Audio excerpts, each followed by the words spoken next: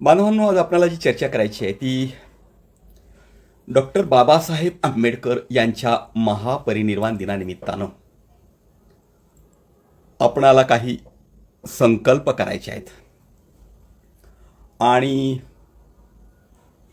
हे जे संकल्प करायचे आहेत ते संकल्प बाबासाहेब आंबेडकरांनी आपल्या जीवनामध्ये जी स्वप्न पाहिलेली होती ती स्वप्न साकार करण्याच्या संदर्भामध्ये बाबासाहेबांच्या नंतर आपण त्यांचे अनुयायी काय करणार हा मुद्दा अत्यंत महत्त्वाचा आहे. आणि त्या मुद्द्याच्या संदर्भामध्ये आपण काही संकल्प करणं गरजेचं असतं. प्रत्येकानंच काही संकल्प केला पाहिजे आणि प्रत्येकानं केलेला संकल्प हा तडीला नेण्याचा प्रयत्न प्रत्येकानं करणं गरजेचं आहे. पण नुसताच संकल्प करायचा आणि त्याच्या संदर्भामध्ये काहीच कृती करायची नाही असं करणं देखील योग्य नसतं. संकल्प करणं म्हणजे निश्चय करणं, मनातून काही ठरवणं आणि ठरवल्यानुसार जीवनामध्ये काही एक कृती करणं, त्याला संकल्प असं आपण म्हणत असतो. आणि आमचा संकल्प बाबासाहेब आंबेडकरांची स्वप्न साकार करण्यासाठी पावलं टाकण्याचा असला पाहिजे. जे जे बाबासाहेब आंबेडकरांचे अनुयायी आहेत आणि जे भारताचं नव समतावादी राष्ट्र घडवू इच्छितात त्यांना दृढ निश्चय करावाच लागणार, संकल्प करावाच लागणार. आणि तो संकल्प करून आपल्या जीवनामध्ये दृढ निश्चयानं वाटचालही करावीच लागणार. ही केल्याशिवाय आपल्याला बाबासाहेब आंबेडकरांची अधुरी स्वप्न पूर्ण करता येणार नाहीत. बाबासाहेब आंबेडकरांनी आपल्या देशाला ज्या अनेकविध स्वरूपाच्या देणग्या दिल्या, त्या अनेकविध देणग्यांमधील भारताला दिलेलं संविधान ही अत्यंत महत्त्वपूर्ण अशा प्रकारची देणगी आहे. आणि भारताला बाबासाहेब आंबेडकरांनी हे जे संविधान दिलेलं आहे, या संविधानाच्या पायावर आपला भारत देश उभा आहे. परंतु भारताला बाबासाहेब आंबेडकरांनी संविधान दिलेलं असलं तरीही गेल्या 73-74 वर्षामध्ये बाबासाहेब आंबेडकरांच्या अनुयायांना बाबासाहेबांनी लिहिलेलं संविधान आपल्या ताब्यात घेता आलेलं नाही. ज्यांची भारतीय संविधानावर खरी निष्ठाच नाही अशा प्रकारच्या लोकांच्याच भारताचं संविधान ताब्यामध्ये आहे. आणि म्हणून भारताचं संविधान ताब्यामध्ये घेणं हा आपला निश्चय असलाच पाहिजे. आणि त्यासाठीची सारी साधनं बाबासाहेब आंबेडकरांनी आपल्या हातामध्ये दिलेली आहेत आणि त्या दिशेनं आपण काम करणं गरजेचं आहे. मी आता हे केलं पाहिजे, ते केलं पाहिजे हे नाही सांगणार. मी स्वतःला बाबासाहेब आंबेडकरांचा अनुयायी समजतो आणि बाबासाहेब आंबेडकरांचा अनुयायी म्हणून बाबासाहेबांच्या संदर्भात असलेला आदरभाव, त्यांच्या संदर्भात असलेला श्रद्धाभाव याचं नुसतंच भावनिक प्रदर्शन करून नाही चालणार. आम्ही फक्त नुसतंच भावनिक प्रदर्शन करतो श्रद्धेचं, आदराचं. पण भावनिकतेच्या पलीकडं जाऊन शांतपणानं दृढ निश्चयानं काही कृती करण्यामध्ये आपण फार मागे आहोत. मी माझ्या पातळीवरती बाबासाहेब आंबेडकरांचं अधुरं स्वप्न साकार करण्यासाठी एक संकल्प केव्हाच केलेला आहे. आणि तो संकल्प, दृढ निश्चय जो केलेला आहे, तो दृढ निश्चय भारतामध्ये संविधान संस्कृती निर्माण करणे हा दृढ संकल्प मी केलेला आहे. आणि त्या संकल्पानुसार सातत्यानं काम करतो आहे. बाबासाहेब आंबेडकरांनी दिलेलं हे जे संविधान आहे ना, हे संविधान केवळ कायद्याचा ग्रंथ म्हणून आपण केवळ राज्यशास्त्राच्या विद्यार्थ्यांच्या पुरता, प्राध्यापकांच्या पुरता आणि कायद्याचं शिक्षण घेणाऱ्या विद्यार्थी आणि वकिलांच्या पुरता गेल्या 74-75 वर्षामध्ये बंदिस्त केला. आणि त्यामुळं भारतीय संविधानामध्ये जी वेगवेगळ्या स्वरूपाची वैचारिक ऊर्जा आहे, त्या ऊर्जेकडं आपलं मोठ्या प्रमाणामध्ये दुर्लक्ष झालेलं आहे. भारतीय संविधानाला, या देशाला एक उत्तम अशा प्रकारची राज्यव्यवस्था द्यायची आहे. म्हणून राज्यव्यवस्था कशा प्रकारची असली पाहिजे या संदर्भातले नीती नियम भारतीय संविधानामध्ये समाविष्ट केलेले आहेत.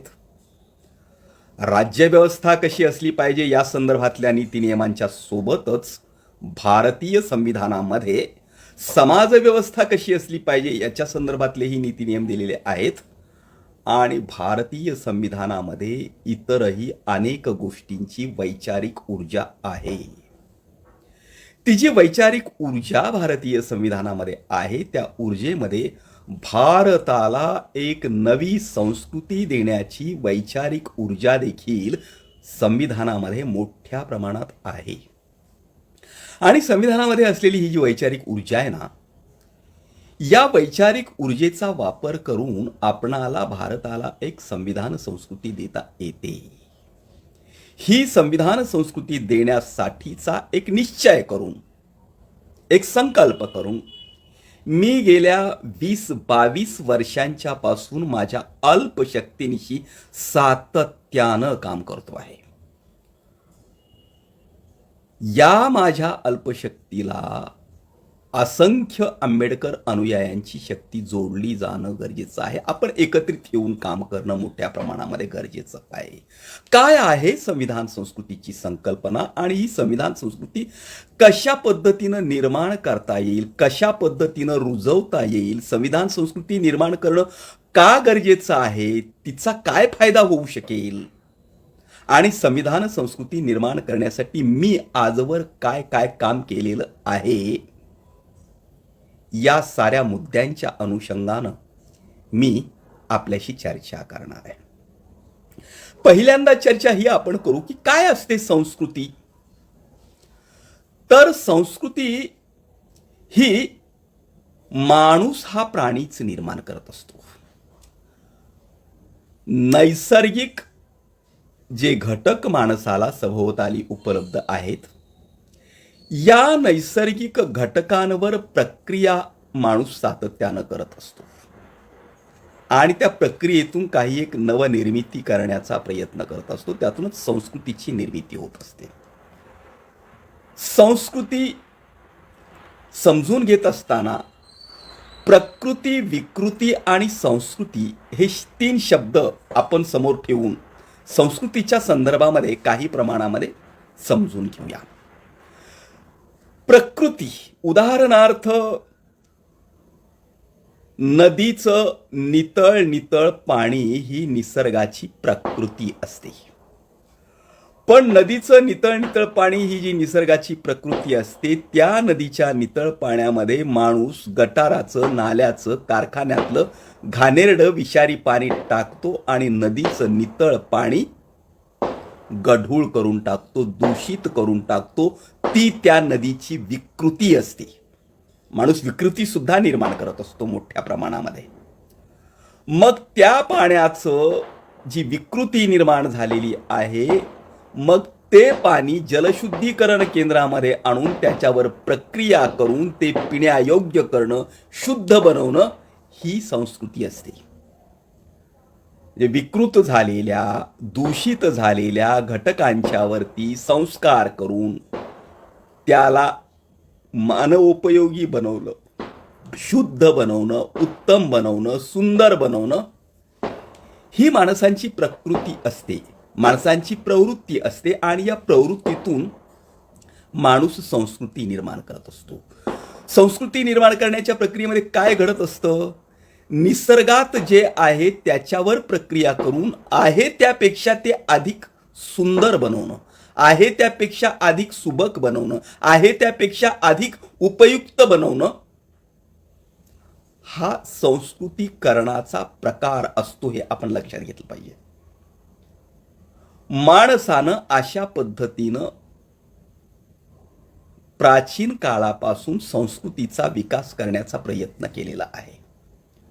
माणसानं निर्माण केलेलं सुरुवातीचं दगडाचं हत्यार इथपासून ते आजचे अण्वस्त्र हा सुद्धा मानवी संस्कृतीचा, खरं म्हणजे मानवी विकृतीचाच प्रकार आहे. हा व तो प्रकार विकसित केलेला आहे. म्हणजे माणूस अत्यंत संहारक क्षेत्र जेव्हा शस्त्र जेव्हा निर्माण करतो तेव्हा माणूस सुसंस्कृत बनतो, यापेक्षा तो विकृतच बनतो, असंच माझं मत आहे. म्हणजे माणसानं संस्कृतीच्या संदर्भामध्ये इतर गोष्टींचा विकास कितीही केला असता तर चालला असतो, परंतु शस्त्रास्त्रांच्या संदर्भामध्ये माणसानं जो भयंकर विकास केलेला आहे तो विकास काही माणसाचा खऱ्या अर्थानं विकास आहे असं म्हणता येणार नाही. मुद्दा हा आहे की पहिलं शस्त्र ते आजचं आधुनिक क्षेत्र, पहिलं निर्माण केलेलं छोटंसं चाक ते आजचं जम्बोजेट विमानाचं चाक, इथपर्यंत भौतिक संस्कृतीचा विकास माणसानं केला. आणि दुसरा संस्कृतीचा भाग असतो तो मानसिक संस्कृतीचा. मानसिक संस्कृती माणूस विकसित करतो आणि ही जी मानसिक संस्कृती असते, ही मानसिक संस्कृती, त्या मानसिक संस्कृतीमध्ये देव, धर्म, स्वर्ग, नरक यासारख्या वेगवेगळ्या कल्पना हा मानसिक संस्कृतीचा भाग आहे. वेगवेगळी जीवनमूल्य हा मानसिक संस्कृतीचा भाग आहे. आणि ही जी मानसिक संस्कृती आहे ना, ही मानसिक संस्कृती माणसाच्या मनावरती फार मोठा प्रभाव गाजवत असते. माणसानंच निर्माण केलेले वेगवेगळे जे सांस्कृतिक घटक असतात, माणसानं निर्माण केला ईश्वर कल्पना, ईश्वर गॉड अल्लाह ही कल्पना माणसानं निर्माण केलेली कल्पना आहे, ही सांस्कृतिक कल्पना आहे. परंतु माणसानंच निर्माण केलेल्या सांस्कृतिक कल्पना जेव्हा माणसावरच प्रभाव गाजवायला लागतात आणि त्या सांस्कृतिक कल्पना प्रतिष्ठा पावतात, तेव्हा त्या सांस्कृतिक कल्पनांच्या आड उभं राहून काही स्वार्थी माणसं स्वतःचा स्वार्थ साधायला लागतात आणि त्यातून धर्मामध्ये विकृती निर्माण होते, संस्कृतीमध्ये विकृती निर्माण होते आणि विकृतीलाच आपण संस्कृती म्हणायला लागतो. भारतीय धर्मांमध्ये, भारतीय संस्कृतीमध्ये अशा प्रकारच्या अनेकविध विकृती निर्माण झाल्या. वर्णव्यवस्था ही भारतीय संस्कृतीमध्ये निर्माण झालेली विकृती आहे. जाती व्यवस्था ही भारतीय संस्कृतीमध्ये निर्माण झालेली विकृती आहे. अस्पृश्यता ही भारतीय संस्कृतीमध्ये निर्माण झालेली विकृती आहे. भेदाभेद ही भारतीय संस्कृतीमध्ये निर्माण झालेली विकृती आहे. इथल्या स्वार्थी माणसांनी निर्माण केलेली ही जी विकृती आहे, या विकृतींना नष्ट करून भारतीय जनमानसाला आणि समग्र भारतीय जीवनाला सुसंस्कृततेच्या दिशेनं नेण्याचा प्रयत्न इतिहास काळात अनेक महामानवांनी केला. तथागत बुद्धांनी केला, संत कबीरांनी केला, रविदासांनी केला, महात्मा बसवेश्वरांनी केला, गुरु नानकांनी केला, महात्मा ज्योतिराव फुले, राजर्षी शाहू महाराज, सयाजीराव गायकवाड आणि डॉक्टर बाबासाहेब आंबेडकर या सगळ्याचे कळस त्यांनी तो केला. आणि भारताला एक सुसंस्कृत राष्ट्र घडवण्यासाठीच संविधान भारताला दिलं. भारताचं एक सुसंस्कृत राष्ट्र घडवण्याचं जे संविधान भारताला बाबासाहेब आंबेडकरांनी दिलेलं आहे, त्या संविधानामध्ये भारताला नवी संस्कृती देण्याची तात्विक आणि मूल्यात्मक स्वरूपाची प्रचंड मोठी ऊर्जा आहे. संविधानामध्ये असलेली अशा प्रकारची ही तात्विक आणि वैचारिक स्वरूपाची खूप मोठी ऊर्जा आहे ना, या ऊर्जेचा वापर करून आपणाला भारताला एक संविधान संस्कृती द्यायची आहे. ही का द्यायची आहे, का निर्माण करायची आहे, तर ही यासाठी निर्माण करायची आहे की संविधान स्वीकारल्यानंतर भारतीय जनमानस नव्हे, भारतीय लोक शरीराने लोकशाहीत आले, परंतु मनाने मात्र भारतीय लोक सरंजामदारीच्या संस्कृतीतच राहिलेले आहेत. जशी राज्यव्यवस्था असते तशी तिची संस्कृती असते. सरंजामदारी व्यवस्थेनं, सरंजामदारीची, राजेशाहीची जी राज्यव्यवस्था संविधानपूर्व कालखंडात भारतामध्ये अस्तित्वात होती, त्या राजेशाहीच्या, सरंजामदारीच्या राज्यव्यवस्थेनं तिला अनुकूल अशा प्रकारची एक संस्कृती तयार केलेली होती. त्या संस्कृतीची काही मूल्य तयार केलेली होती. आणि राजेशाही, सरंजामदारी ही राज्यव्यवस्थाच मुळामध्ये विषमतेच्या पायावर आधारलेली असते, समतेच्या पायावर आधारलेली नसते. म्हणून राजेशाहीची संस्कृती देखील विषमतावादी असते, तिची मूल्य व्यवस्था देखील विषमतावादी असते आणि ती मूल्य व्यवस्थाच समग्र जनांचं कल्याण करणारी व्यवस्था आहे, अशा प्रकारचा भास सर्वांना होईल असं वातावरण ती संस्कृती निर्माण करत असते. काही गोष्टी मी तुम्हाला सांगतो. राजेशाही लोकांना हे सांगत असते की राजा हा परमेश्वराचा अंश असतो आणि राजाला परमेश्वराचा अंश मानून राजा सांगेल ते ऐकणं याची सवय लोकांना लावली जात असते. राजेशाहीमध्ये स्वामीनिष्ठा हे मूल्य महत्वाचं असतं. स्वामीवर, आपल्या मालकावर निष्ठा ठेवणं, पिढ्यानुपिढ्या मालकावर निष्ठा ठेवणं हे महत्वाचं मानलं जात असतं आणि स्वामीनिष्ठा हे मूल्य ठरत असतं. राजेशाहीमध्ये भक्ती हे मूल्य ठरत असतं. राजेशाहीमध्ये आणि पुरुषप्रधान समाजव्यवस्थेमध्ये सती हे मूल्य ठरत असतं. पतिव्रता हे मूल्य ठरत असतं. ही सारीच मूल्य सांस्कृतिक मूल्य, खरं तर ही मूल्य नसून मूल्याभास असतो. मूल्याचा आभास निर्माण केलेला असतो. ही मूल्य म्हणून जी सांगितली जातात सरंजामदारी व्यवस्थेची, ही मूल्य काय करतात तर ही मूल्य इथे विषमता टिकवतात, अंधश्रद्धा निर्माण करतात आणि समाजातला जो प्रस्थापित वर्ग आहे, सत्तेतला वर्ग आहे, त्याचं वर्चस्व जनमानसावर कायम राहील अशा प्रकारची जनमानसिकता ही सांस्कृतिक मूल्ये तयार करत असतात. या मूल्यांचा प्रभाव लोकशाहीतील जनतेवरही मोठ्या प्रमाणात आहे. म्हणून आपली जनता अजूनही स्वामीनिष्ठा हे मूल्य पाळते. स्वामीनिष्ठा हे मूल्य मांडणारी चित्र आपल्याकडे मोठ्या प्रमाणामध्ये आहेत. भक्ती हे मूल्य पाळते. भक्ती, स्वामीनिष्ठा ही मूल्य लोकशाहीची मूल्य होऊ शकत नसतात, कारण तिथे विषमता असते. स्वामी कायम स्वामी राहावा आणि त्याचा दास कायम दास राहावा अशा प्रकारची व्यवस्था त्यातून निर्माण केली जात असते. म्हणून ही मूल्य लोकशाहीची मूल्य होऊ शकत नाहीत. लोकशाहीची मूल्य स्वातंत्र्य, समता, न्याय, बंधुता ही महामूल्य आहेत. आणि ही जी महामूल्य आहेत, या महामूल्यांवर आधारलेली संस्कृती आपल्या देशामध्ये निर्माण केली पाहिजे, ही यामधली महत्त्वपूर्ण अशा प्रकारची भूमिका आहे. तर संविधान संस्कृती निर्माण करायची म्हणजे काय करायचं तर भारतीय संविधानाच्या मुळाशी एक तत्वज्ञान आहे. भारतीय संविधानामध्ये एक संस्कार यंत्रणा आहे. भारतीय संविधानाची एक आचारसंहिता आहे. भारतीय संविधानाची एक मूल्य व्यवस्था आहे. संविधानाचं तत्वज्ञान, त्याची आचारसंहिता, त्याची संस्कार यंत्रणा, त्याची मूल्य व्यवस्था याच्या पायावर उभ्या केलेल्या संस्कृतीला संविधान संस्कृती असं आपणाला म्हणता येईल.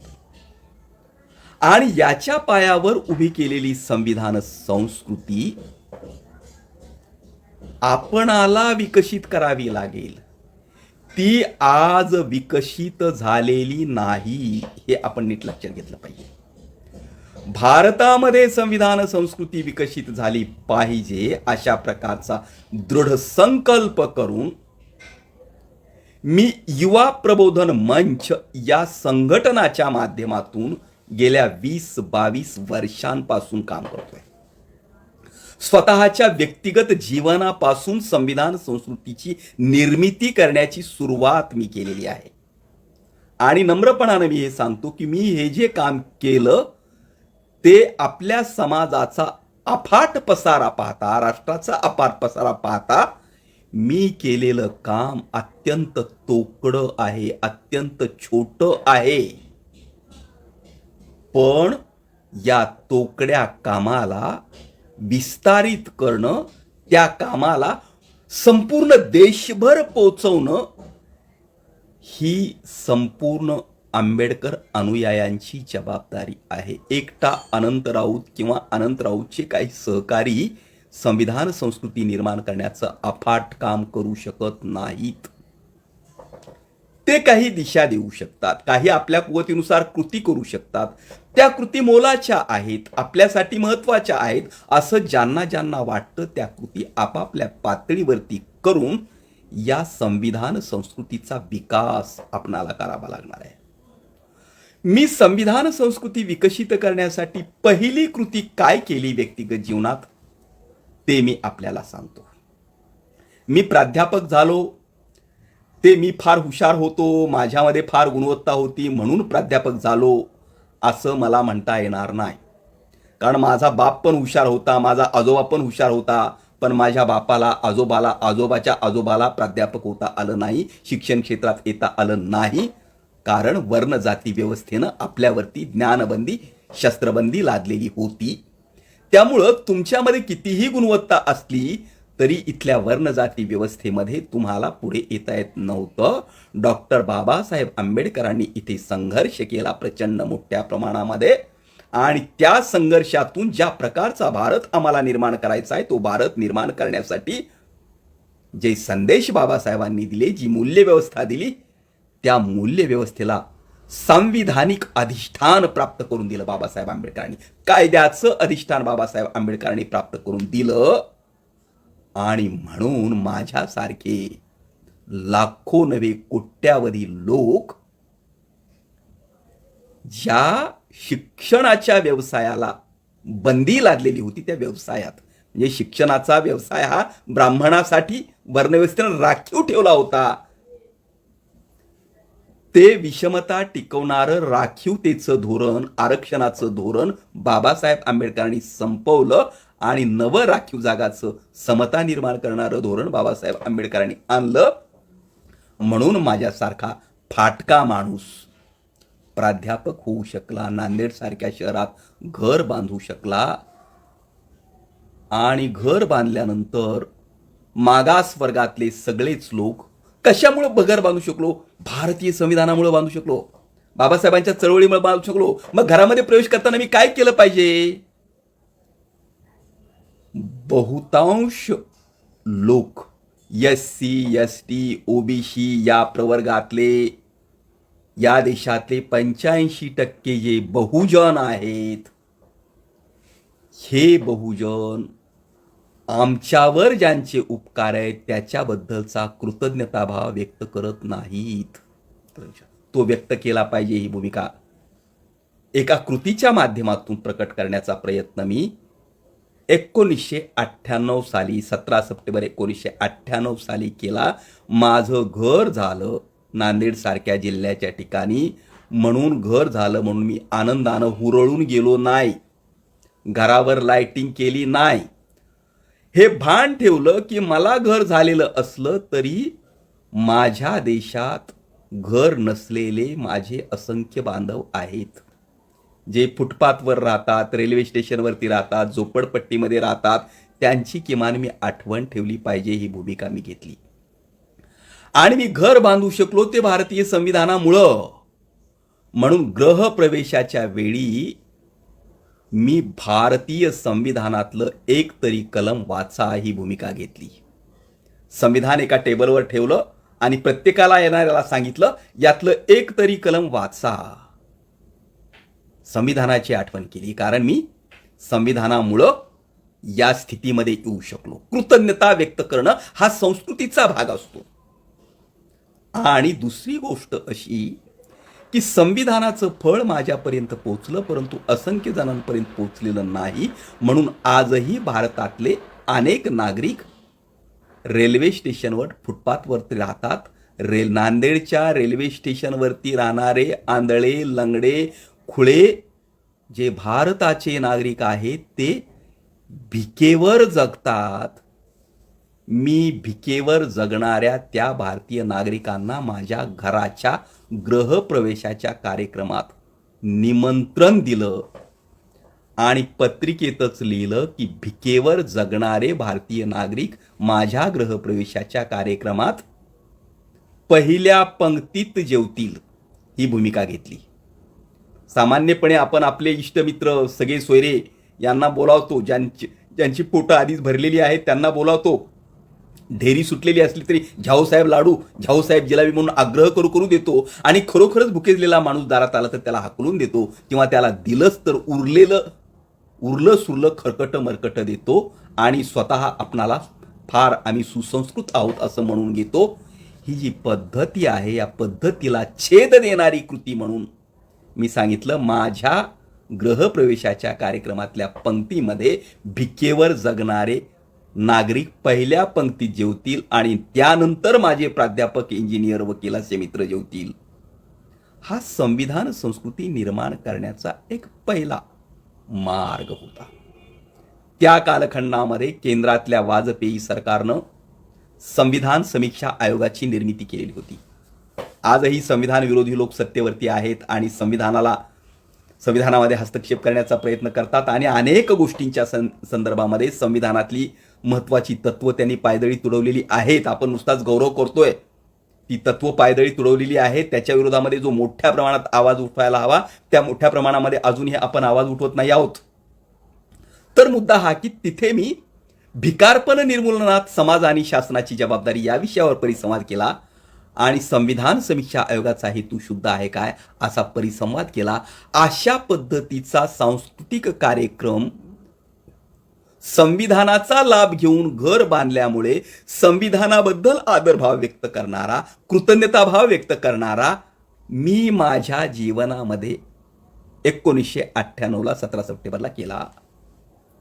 त्यानंतर मी माझ्या मित्रांमध्ये वाट पाहत होतो. अनेकांनी घरं बांधली, असं काही कुणी करतंय का, यासारखं तरी कुणी करतंय का. तर मला अपवादानं एखाद दुसरा साहित्य संमेलन घेणारा वगैरे आढळला, पण अशा प्रकारची कृती करणारा आढळलेला नाही. संविधान संस्कृती रुजवायची असेल तर व्यक्तिगत जीवनापासून आमच्या जीवनात आज जे जे काही घडतं आहे ते बाबासाहेबांनी दिलेल्या संविधानामुळं चांगलं घडतं आहे. याबद्दलचा कृतज्ञताभाव व्यक्तिगत जीवनामध्ये जर या देशातले तमाम बहुजन व्यक्त करायला लागले तर संविधान संस्कृतीचा प्रारंभ या देशामध्ये होऊ शकतो, ती निर्माण होऊ शकते, त्याला गती मिळू शकते. त्यासाठीची पहिली कृती मी केलेली आहे. त्या कृतीचे जे पडसाद उमटायला हवे ते पडसाद फार मोठ्या प्रमाणात उमटताना मला दिसत नाही. आपण जे कोणी आता प्रत्यक्षात ऐकत आहात बघा, कुणाला अशा प्रकारच्या काही कृती संविधान निर्मिती करण्यासाठी करता येतात का. करता आल्या तर संविधान संस्कृतीचा विकास होऊ शकतो.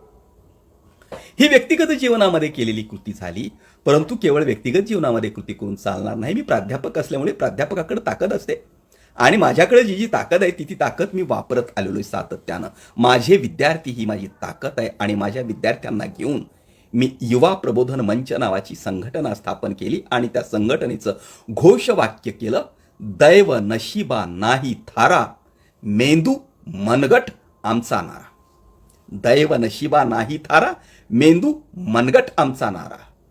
आमचं भवितव्य हे आमच्या कपाळावरच्या रेषेवर अवलंबून नाही किंवा तळहातावरच्या रेषेवर अवलंबून नाही, तर आमचं भवितव्य हे आम्ही आमच्या डोक्यातील मेंदूचा वापर आणि मनगटातल्या बळाचा वापर किती कौशल्यानं करू शकतो यावर अवलंबून आहे. हा बुद्धिवाद आणि हा आत्मविश्वास नव्या पिढ्यांच्या मध्ये पेरण्यासाठीची घोषणा ही तरुणांच्यासाठी दिली. प्रबोधन, जागृती, परिवर्तन हे एक तिचं घोषवाक्य ठेवलं आणि त्यातून संविधान संस्कृती निर्माण करण्यासाठीच्या कृती करायला प्रारंभ केला. खरं म्हणजे मी स्वतः काय केलं आणि हे सांगत बसायला मला फार संकोच वाटतो, परंतु आज अशा स्वरूपाचा विषय आहे म्हणून मी सांगतो आहे की हे केलेलं आहे मी आणि करणं चालू आहे. आणि मी जे केलेलं आहे त्याचे पडसाद नंतरच्या कालखंडामध्ये उमटलेले आहेत, ते आणखी प्रगल्भपणानं, आणखी नीटपणानं समजून घेऊन संपूर्ण देशामध्ये उमटावेत याच्यासाठी मी आजही काम करतोच आहे. परंतु ते समजून घेऊन अनेकांनी या दिशेनं काम करण्याची गरज आहे. भारतामध्ये जे वेगवेगळे महोत्सव होतात ना, महोत्सव हा संस्कृतीचा भाग असतो. पहा, उत्सव महोत्सव निरर्थक नसतात. समाजामध्ये घडणारे उत्सव महोत्सव हे विशिष्ट प्रकारचं जनमानस घडवत असतात किंवा समाजामध्ये होणारे उत्सव महोत्सव जनमानस बिघडवत असतात. आपल्या देशामध्ये सरंजामदारी व्यवस्थेचा प्रभाव असल्यामुळे, त्या संस्कृतीचा प्रभाव असल्यामुळे समाजमन घडवण्यापेक्षा समाजमन बिघडवणारे महोत्सव आपल्या देशामध्ये मोठ्या प्रमाणात आहेत. त्यांचे उल्लेख मी करत बसत नाही, तुम्हाला कोणते ते माहीत आहेत. जे महोत्सव अंधश्रद्धा वाढवतात, जे महोत्सव भारतीय जनमानसाला पुढे नेण्याऐवजी मागे नेतात, जे महोत्सव प्रचंड प्रमाणात ध्वनी प्रदूषण करतात, वायू प्रदूषण करतात, जल प्रदूषण करतात आणि कोट्यावधीचं श्रम पाण्यामध्ये टाकायला लावतात आणि जनमानसाला कायम भाबडं ठेवतात, अशा प्रकारचे महोत्सव आपल्या देशात मोठ्या प्रमाणात आहेत, अंधश्रद्धा प्रतिष्ठित करणारे.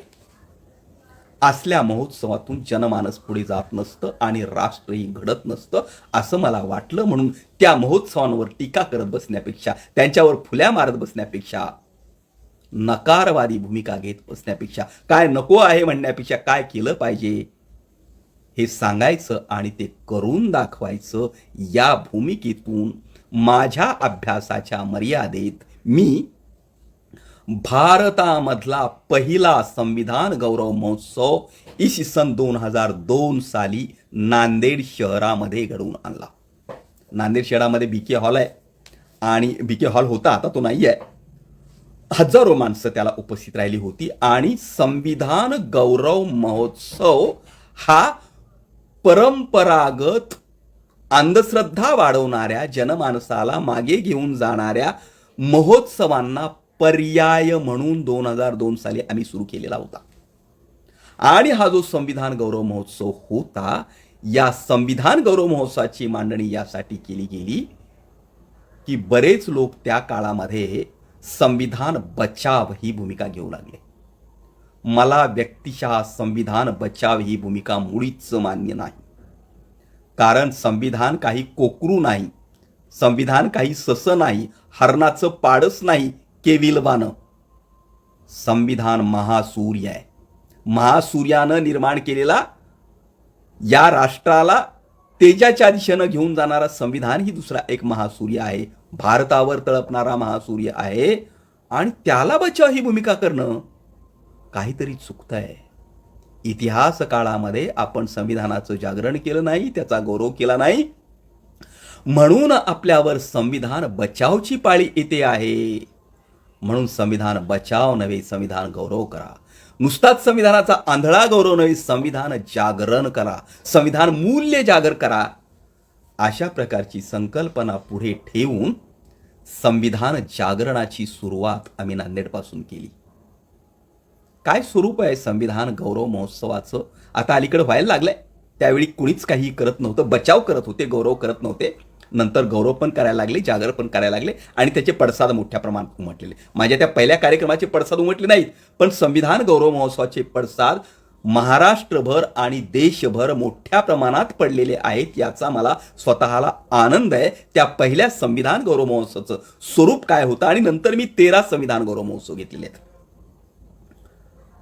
त्या संविधान गौरव महोत्सवाचं स्वरूप आधी मी तुम्हाला सांगतो. त्या संविधान गौरव महोत्सवाच्या स्वरूपामध्ये पहिला कार्यक्रम होता संविधान जागरण यात्रेचा कार्यक्रम होता. आणि संविधान जागरण यात्रेमध्ये आम्ही या देशाचा ग्रंथ महान संविधान, संविधान, स्वातंत्र्य, समता, बंधुता हीच खरी मानवता, आंधळे उत्सव सोडून द्या, संविधान महोत्सवात सामील व्हा, त्याचबरोबर समतावाद, विज्ञानवाद हाच आमचा ध्येयवाद, संविधानाने काय दिले, माणुसकीचे जिने दिले, प्रसार माध्यमांनो जागे व्हा, संविधान मूल्ये मनामनात रुजवा. अशा प्रकारच्या संविधान जागरणाच्या अनेकविध घोषणा देत देत संविधानाचे फलक, संविधानाच्या संदेशाचे फलक विद्यार्थ्यांच्या हातामध्ये देऊन अनेक प्रकारच्या संविधान यात्रा आम्ही नंतरच्या काळामध्येही घडवून आणल्या आणि संविधान जागरणाचा प्रारंभ केला. हा संविधान जागरण यात्रा हा उपक्रम नांदेड जिल्हाभर आणि नांदेड जिल्ह्याच्या वेगवेगळ्या ठिकाणी आम्ही संविधान जागरण यात्रा काढल्या. परभणी जिल्ह्यात महोत्सव घेतला, लातूर जिल्ह्यात घेतला, शिक्षण क्षेत्राला या दिशेनं काम करायला भाग पाडलं. त्या काळामध्ये शिक्षण क्षेत्रातले काही अधिकाऱ्यांनी मदत देखील केली. हा एक भाग, 2002चा एक भाग.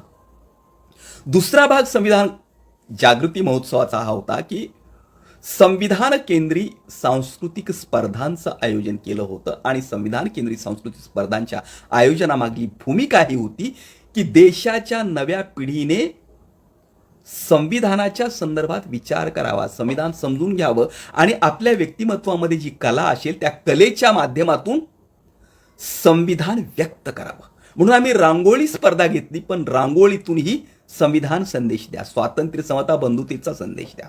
चित्रकला स्पर्धा घेतली, चित्रकलेतून संविधानाचा संदेश द्या. संविधान गीत गायन स्पर्धा, संविधान गीत लेखन स्पर्धा घेतली. अशा प्रकारच्या स्पर्धांच्या माध्यमातून राज्यस्तरीय स्वरूपाच्या स्पर्धा घेतल्या आणि त्या स्पर्धांना आकर्षक बक्षिसं दिली आणि त्यातून नव्या पिढ्यांमध्ये संविधानाबद्दल विचार करण्याची एक प्रक्रिया निर्माण केली. हा दुसरा भाग त्याचा झाला. आणि आणखी एक दुसरा भाग संविधान केंद्री प्रबोधनाचा केला गेला. संविधान केंद्री प्रबोधनाच्या त्या भागामधून मग संविधानाच्या संदर्भामधले वेगवेगळे विषय देऊन महाराष्ट्रातल्या महत्त्वपूर्ण विचारवंतांना निमंत्रित करून दिवसभर विचार मंथन घडवून आणणं हा एक प्रयोग याचा केला. आणि पहिल्या संविधान गौरव महोत्सवामध्ये आम्ही काही ठराव पास केले होते 2002च्या. ते ठराव पास करून पुढेही आम्ही त्या ठरावाची अंमलबजावणी करण्यासाठी आम्ही सातत्यानं शासन दरबारी पाठपुरावा केला होता. त्यासाठी मोर्चे काही काढले होते, मंत्र्यांच्या भेटी घेतल्या होत्या. ठराव क्रमांक 1 होता संविधानाचं प्रियांबल, ज्याला प्रास्ताविक आपण म्हणतो, उद्देशिका म्हणतो. आम्ही भारताचे लोक भारताचे एक सार्वभौम समाजवादी गणराज्य घडवू इच्छितो, हे जे प्रास्ताविक आहे, हे प्रास्ताविक म्हणजे मानव कल्याणकारी तत्वज्ञानाचा अर्थ आहे. हे प्रास्ताविक म्हणजे इथल्या प्रत्येक भारतीय नागरिकासाठीचा महान संदेश आहे. हे प्रास्ताविक म्हणजे नव राष्ट्र घडवण्यासाठीच्या संकल्पाचा उदात्त अशा प्रकारचा ध्येयवाद आहे. हे प्रास्ताविक, ही उद्देशिका प्रत्येक भारतीयाच्या काळजावर कोरली गेली पाहिजे. प्रत्येक भारतीयाला मुखोद्गत असली पाहिजे. प्रत्येक भारतीयाच्या घरामध्ये सन्मानानं लावली पाहिजे. परंतु तुम्हाला हे मी सांगायला मला वाईट वाटतं की 2002 या साली आम्ही जेव्हा पहिला संविधान गौरव महोत्सव घेतला त्यावेळेला संविधानाचं प्रास्ताविक पाठ्यपुस्तकात छापलेलं नव्हतं, कुठल्याही पाठ्यपुस्तकात छापलेलं नव्हतं. म्हणून आम्ही ठराव केला, संविधानाचं प्रास्ताविक पाठ्यपुस्तकात छापा. पुढे त्याचा पाठपुरावा मोठ्या प्रमाणामध्ये केला. शिक्षण मंत्र्यांना भेटलो, कलेक्टर ऑफिसवरती मोर्चे काढले आणि आम्ही 2002 साली जो ठराव केला होता त्या ठरावाची अंमलबजावणी 2006 साली झाली. 2, 3, 4, 5, 6 4 वर्षे आम्हाला सतत पाठपुरावा करावा लागला आणि त्यानंतर 2006ला महाराष्ट्र शासनानं संविधानाचं प्रियांबल पाठ्यपुस्तकात छापलेलं आहे. युवा प्रबोधन मंचानं केलेल्या चळवळीचं हे फलित आहे. लाखो विद्यार्थ्यांच्यापर्यंत पाठ्यपुस्तकात छापल्यामुळे ते गेलं.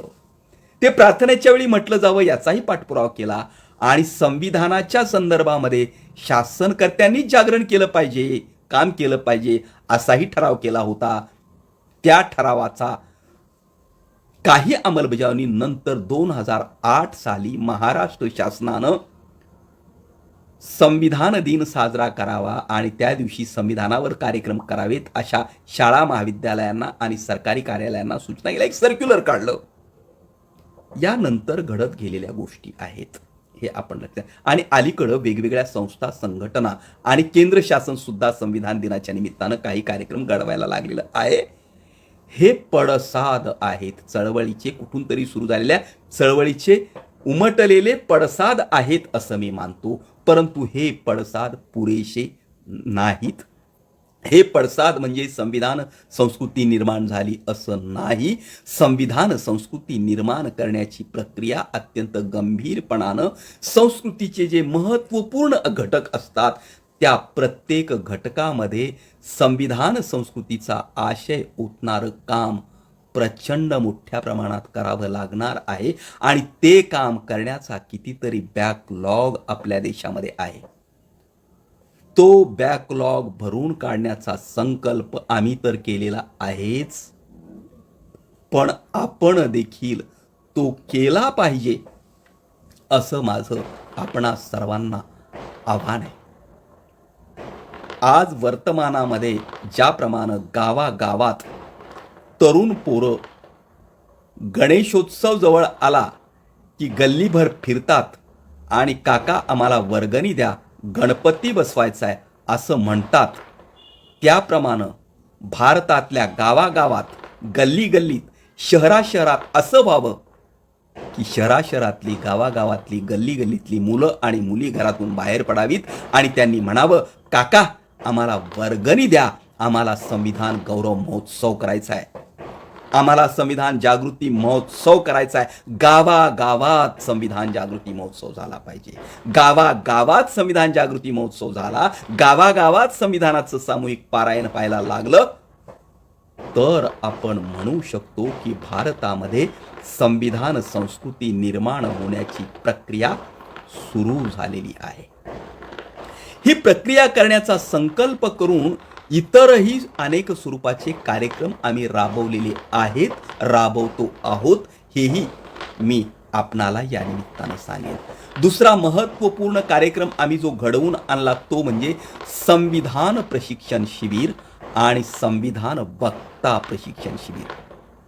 मराठवाड्यातल्या जवळजवळ सर्व जिल्ह्यांमध्ये युवा प्रबोधन मंचाच्या माध्यमातून आम्ही संविधान प्रशिक्षण शिबिरं घडवून आणलेली आहेत आणि दिवस दिवस संविधानावरती मी प्रशिक्षण दिलेलं आहे, अजूनही देतो.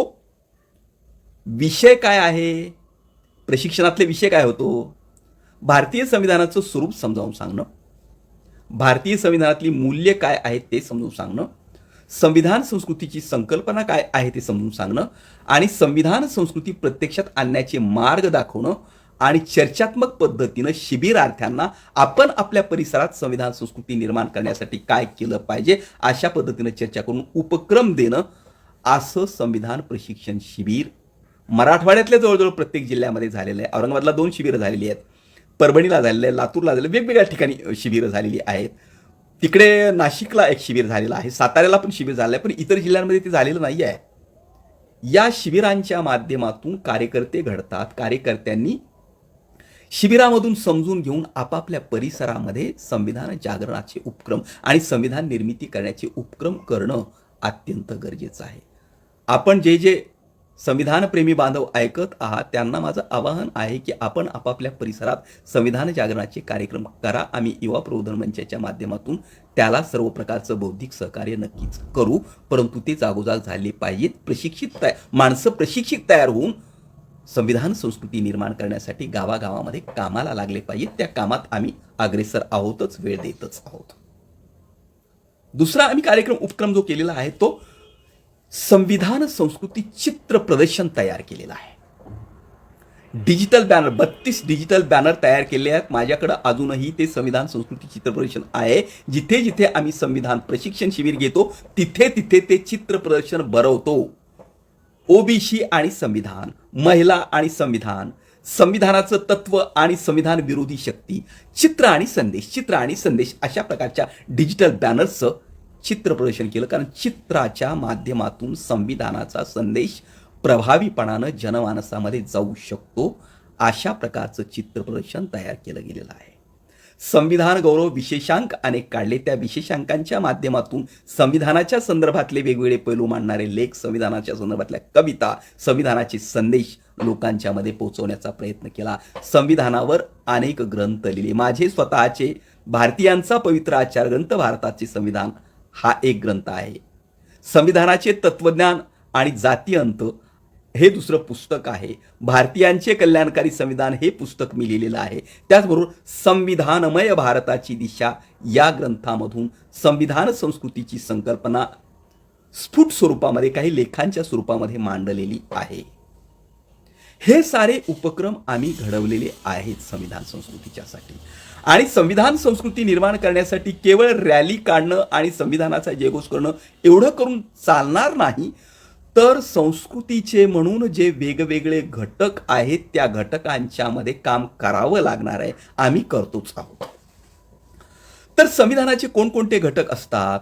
मी उत्सव महोत्सव सांगितला आणि संविधान गौरव महोत्सव हा पर्याय दिला आणि तो पर्याय आता बऱ्यापैकी रुजायला लागलेला आहे. अर्थातच हेही मला सांगणं आवश्यक वाटतं की प्रामुख्यानं पूर्वास्पृश्यांचा वर्गच भारतीय संविधानाचा गौरव त्याचं जागरण करण्याच्या कार्यक्रमामध्ये हिरिरीनं भाग घेतोय. पण इथल्या तथाकथित सवर्णीयांना, ओबीसी बांधवांना, अल्पसंख्याक बांधवांना मी हे स्पष्टपणानं सांगू इच्छितो की आपण सर्वांनीच संविधानाचे फायदे मोठ्या प्रमाणात घेतलेले आहेत. उलट माझं तर म्हणणं हे आहे की संविधानाचा सर्वाधिक फायदा इथल्या प्रस्थापितांनीच घेतलेला आहे. इथल्या तथाकथित उच्च समजल्या गेलेल्या जात समूहातील लोकांनीच मोठ्या प्रमाणामध्ये संविधानाचा फायदा घेतलेला आहे, आजही घेत आहेत. म्हणजे इथं जी वेगवेगळी राजकीय पदं आहेत, प्रशासकीय पदं आहेत, त्या पदावर जाणं म्हणजे संविधानाचा फायदा घेणं ना. निवडणुकीच्या माध्यमातून सरपंच होणं, जिल्हा परिषदेचा सभापती होणं, आमदार होणं, खासदार होणं म्हणजे संविधानाचा फायदा घेणंच आहे ना. आमदार होण्यासाठी, खासदार होण्यासाठी, मंत्री होण्यासाठी, मुख्यमंत्री होण्यासाठी इथले तथाकथित उच्चवर्गीय लोक मर मर मर मर करतात, जीवाचा आटापिटा करतात आणि त्या पदावर पोचतात. परंतु संविधान जागरणाची आणि संविधान मूल्य जनमानसात रुजवण्याची जबाबदारी जी या लोकांनी पाळायला हवी, ती ही मंडळी ही जबाबदारी पार पाडत नाहीये. ही या वर्गाने संविधानाशी केलेली गद्दारी आहे असं मी म्हणतो. संविधानाशी केलेला द्रोह आहे. संविधानाचे सारेच्या सारे फायदे घ्यायचे आणि संविधान मूल्य रुजवण्याच्या संदर्भामध्ये मात्र मागे मागे राहायचं. ही जी घाणेरडी मनोवृत्ती तथाकथित प्रस्थापितांची, उच्च जात समूहातल्या माणसांची आहे. बांधवांनो, ही संविधानद्रोही प्रवृत्ती सोडा. कुणी ऐकत असेल तर तुम्हाला सांगतो आणि ऐकणारे नसतील तर ऐकणाऱ्यांनी सांगावं त्यांना की तुम्ही तुमच्या ताब्यात संविधान ठेवलेलं आहे. संविधानाचे फायदे तुम्ही सगळेजण घेतात. संवैधानिक पदावर तुम्ही आहात मोठ्या प्रमाणामध्ये.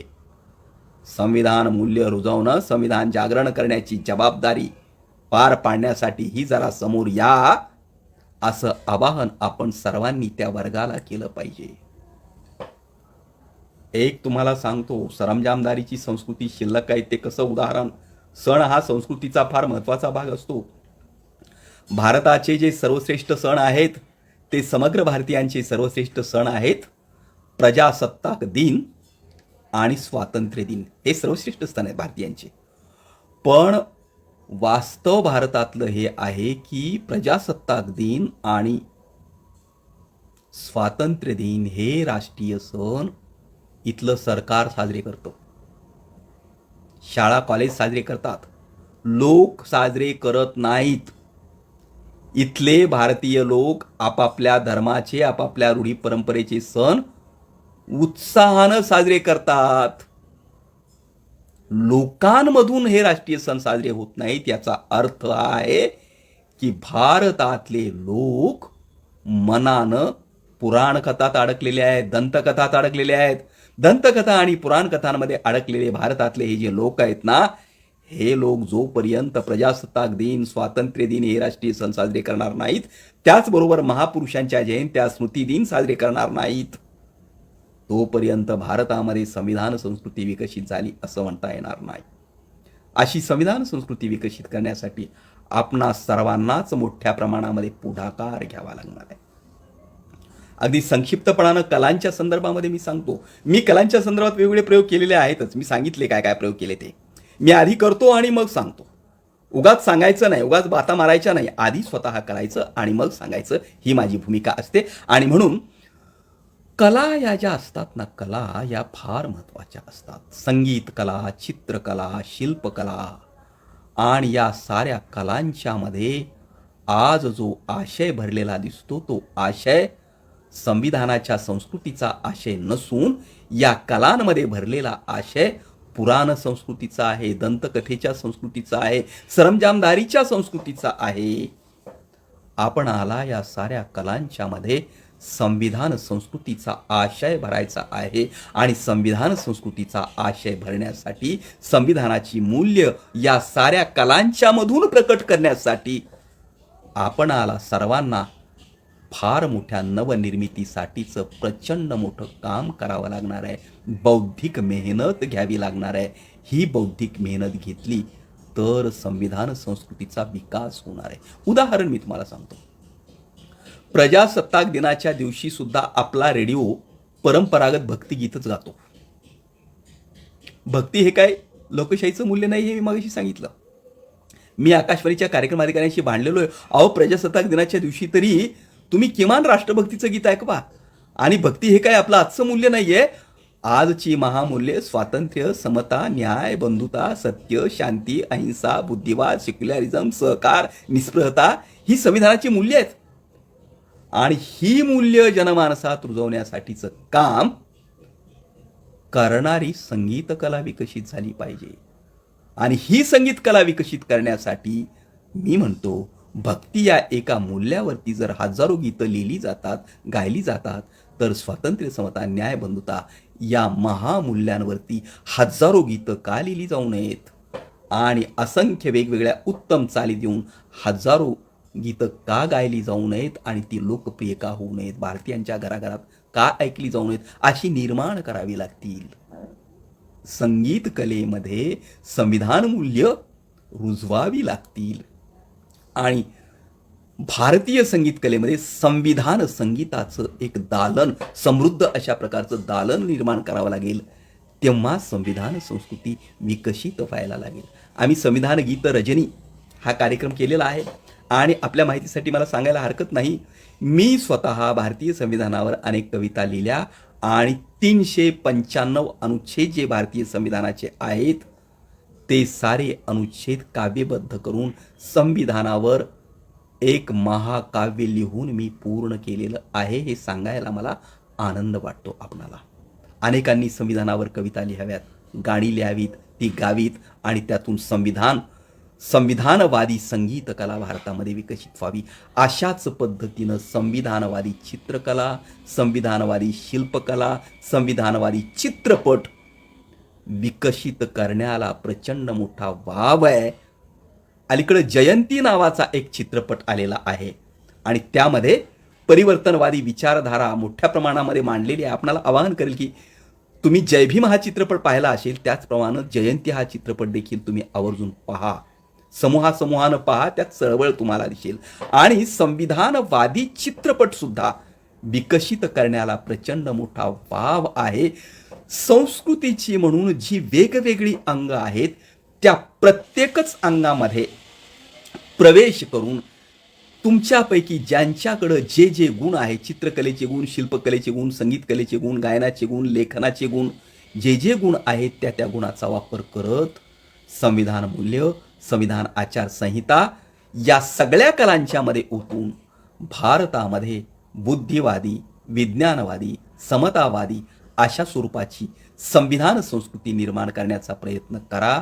मी हा संकल्प 20-22 वर्षापूर्वीच केलेला आहे. माझ्या तोकड्या शक्तीनिशी हा संकल्प पूर्ण करण्यासाठी मी सातत्यानं धडपडतो आहे. संविधान संस्कृती निर्माण करण्यासाठी आपणही प्रयत्न करावेत, एक संकल्प करावा आणि त्या दिशेनं काही पावलं टाकावीत अशा प्रकारची अपेक्षा व्यक्त करतो आणि थांबतो. धन्यवाद. जय भीम, जय भारत.